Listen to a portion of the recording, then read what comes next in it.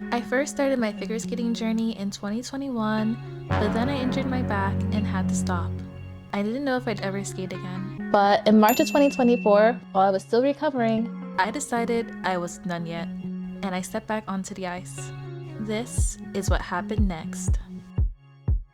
Hi, I'm Jasmine, and this is my 6-month progress update. If you want the full backstory, I shared my pre-injury story in another video, which I'll link down below.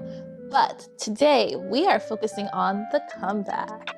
On March 10th of 2024, I returned to the rink for group lessons.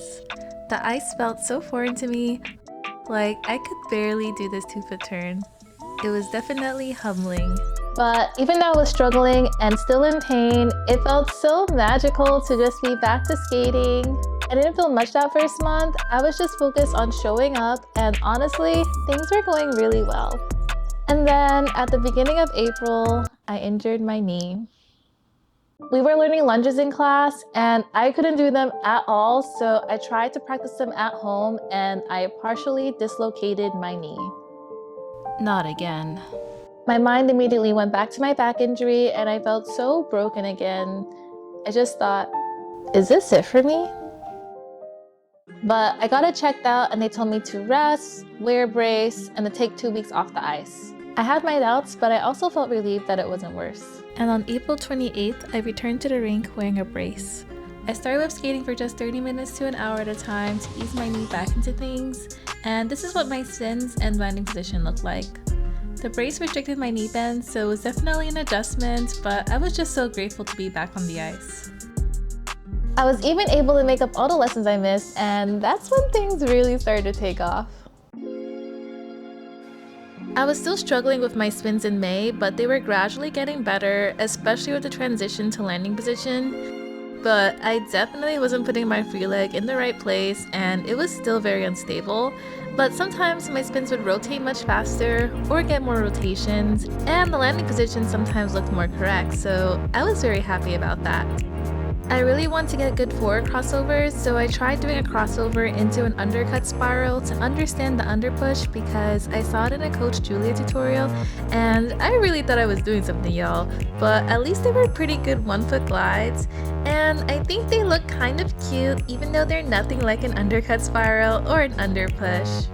Okay, but what about your actual crossovers, Jasmine? Going counterclockwise, my crossovers didn't really have any push to them. I was kind of just marching over my feet, but I started pushing a little bit more the next week.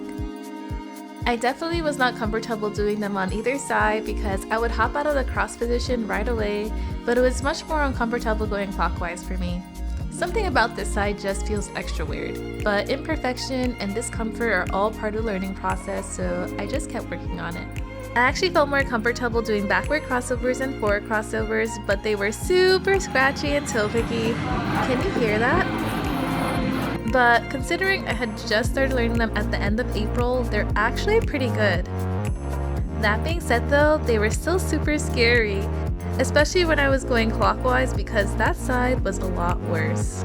Like, I had to do them much more slowly on this side because I was afraid of my feet colliding.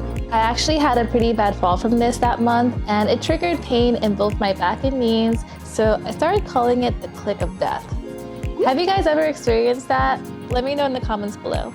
But anyway, the next week my crossovers on this side looked a lot smoother and a bit faster, so I was making progress. I actually felt really comfortable doing these backward slaloms, but looking back, they were very far off from slaloms. My feet were way too far apart, and my feet were doing like teeny tiny micro pumps instead of edge pulls. So wiggle slalom pumpy thingies is probably a more accurate name to call them by, but I was and still am proud of them because hey, at least I was still going backwards, right? My forward stroking had some nice extension, but my knee bend was practically non-existent, so I felt really unstable doing them. And I felt really out of control too, especially when it came to my speed because I still could not snowplow stop. Like, I would try and they would fail, so I would find myself just banging into the wall to stop. I also started learning hockey glides this month, and they actually look pretty good on this side. Thanks, Coach Julia. They were non-existent on the other side, but I think the knee brace really restricted things, so it made sense. I really struggle with my backward 1-foot glides, but sometimes I could get a decent one on my left foot. Balancing on my right foot was a lot harder though. I also had a not-so-T T-stop that still worked, and I played around with doing some 1-foot glides with some pretty arms. On June 1st, I had a chill skate day because I went skating with my friend Larissa and taught her some basic skills. And y'all, she was really hyping me up. I feel like her energy made my spin so much better. And I was actually smiling while I was skating for once. And I even tried doing a spin from a hockey glide. Woo! I was going to stop there, but she was like, Do more! No, do more! You're doing great! It's so fun to skate with friends, and it helps me remember that skating doesn't have to be so serious all the time. And like, see, that was probably the longest I ever held my landing position at this time. So this is your reminder to loosen up, have fun, and smile. And after that, I stopped wearing my brace at the rink because I forgot at home one day and realized I could skate without it. For the rest of June, my spins were still very much hit or miss. Sometimes they rotated a lot, and other times they were a bit slow. And as you can see, I was still struggling a lot with transitioning from spin to landing, so I realized I needed to do isolated practice for my landing position to get better. And I saw the results from doing that pretty much instantly, so I made it a regular practice after this day. As for my backward slalom, it was a lot better than last month's. My feet were much closer together, and I was using the edges to pull a lot more, so progress. And this is what my 2-foot turns looked like. Super slow and a struggle, but it was better going counterclockwise. You might be wondering why did my 2-foot turns like this? It was because I was learning outside 3 turns, which honestly became my biggest 2024 nemesis. My foot would always drop during the turn, but also I was really struggling with gliding on my edges, so things were very slow. So at least for the month of June, I hated them equally on both sides. But even though my foot would drop after the turn, I always picked it up to practice my backward inside edge. And in general, I noticed my backward and forward edges improved from practicing my 3 turns, and that was a nice reminder that progress doesn't always show up in the way that we expect. My counterclockwise forward crossovers looked much more stable and controlled than last month's, like I could take my time picking up my foot and crossing it. But I still couldn't hold a cross position and do an under push. By the end of the month though, I was getting more of an extension with my first push. My backward crossovers were getting better, but they were still very toe picky. So I started working on holding the cross position, which I couldn't do for very long at all. As for my clockwise crossovers, they started looking less stiff now that my knee brace was off, and they started to become my better side. I could even hold the cross position much longer and with more stability on this side. I started bending my knees more with my forward stroking, so they felt more stable. But I still couldn't get my snowplow stop to work, so of course I had to bang into the wall. I went back to New York that summer to visit my family and for my brother's wedding, so I ended up taking 22 days off from skating while I adjusted to living back in New York. I dedicated a lot of time to working on my landing position and outside edges this month, and they were getting much better on my right side. But I actually really struggled with my left outside edges more than usual, and I could not figure out why. Until I remembered that I actually twisted my ankle right before I left for New York, and I completely forgot about it, so it was never treated. And because of that, my left ankle was super unstable. You guys probably think I'm crazy for this, but I've had untreated ankle pains and instabilities for most of my life because I actually have loose joints, and I've just gotten way too used to ignoring the pain. But that's something that I'm still learning. Anyway, my 2-foot spins actually regressed because of that long break, and I also could only go to the rink once a week while I was in New York, so that didn't help either. But my 2-foot spin to landing position improved because of all that practice I did, so that was a win.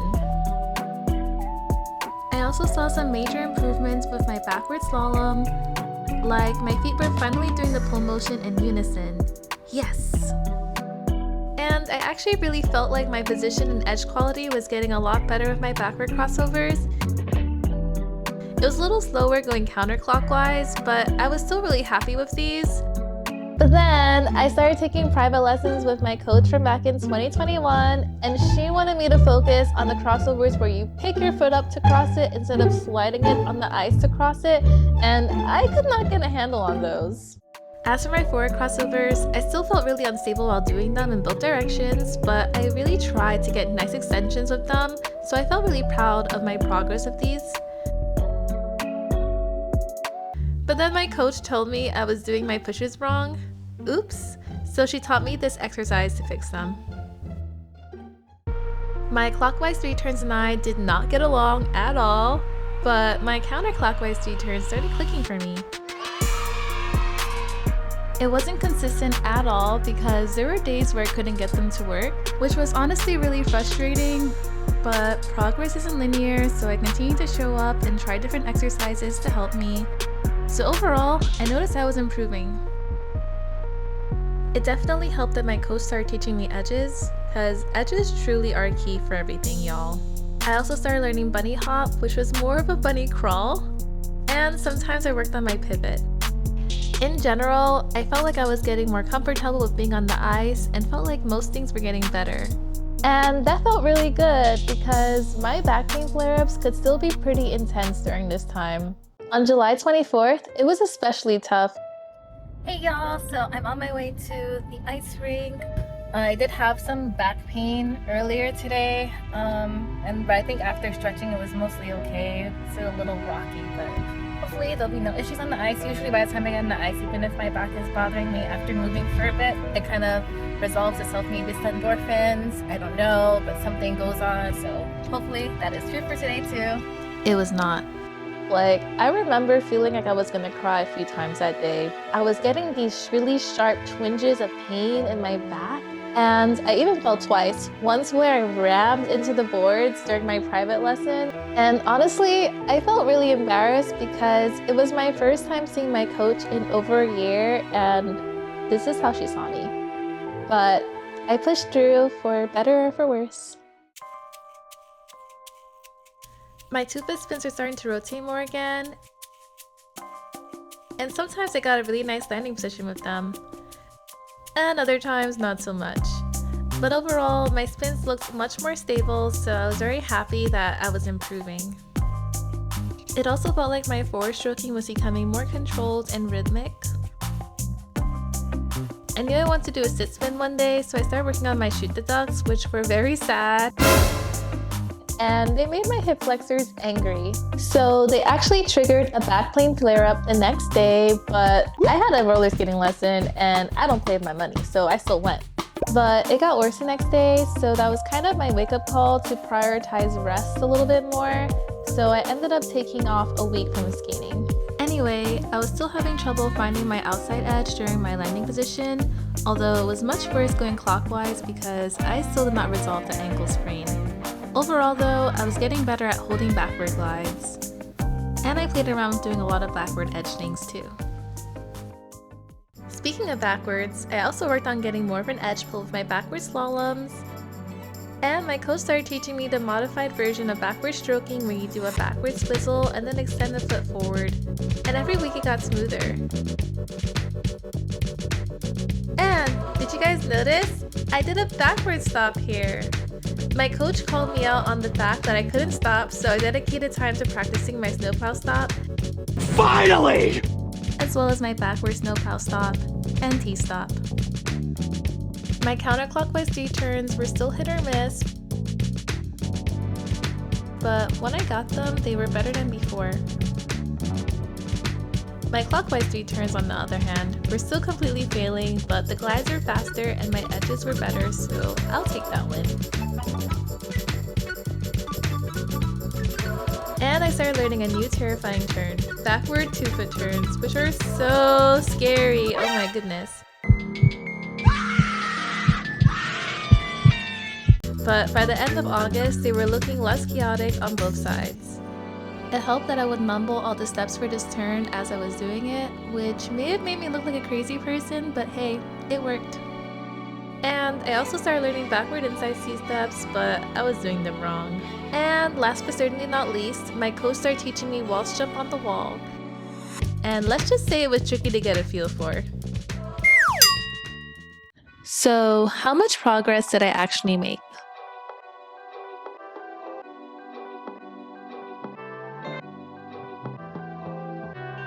So clearly, I made a lot of progress. I don't know if I would consider my progress fast or slow, but at the end of the day, I'm really proud of myself. It felt so good to be back on the ice, even with my injuries, because skating made me feel alive and like myself again, and that meant more than the speed of my progress ever could. So focus on the joy skating brings you, focus on your own progress because we are all on our own journey. How often you skate, your coaching, your fitness level, your injuries, all of that plays a role. So it doesn't make any sense to compare yourself to other people. Just keep showing up, keep putting in the reps, and over time, you'll get better. That's what I did. And I didn't know it then, but that's when I truly dedicated myself to skating, and I ended up exceeding my expectations of what I could accomplish over the next 3 months. But that will be continued in my 9-month progress video, which you can watch right here. And if it's not up yet, catch up with my figure skating vlog so you can see exactly how I trained, and like, subscribe, and hit the bell so you don't miss out on my future uploads. Thanks so much for watching. Bye!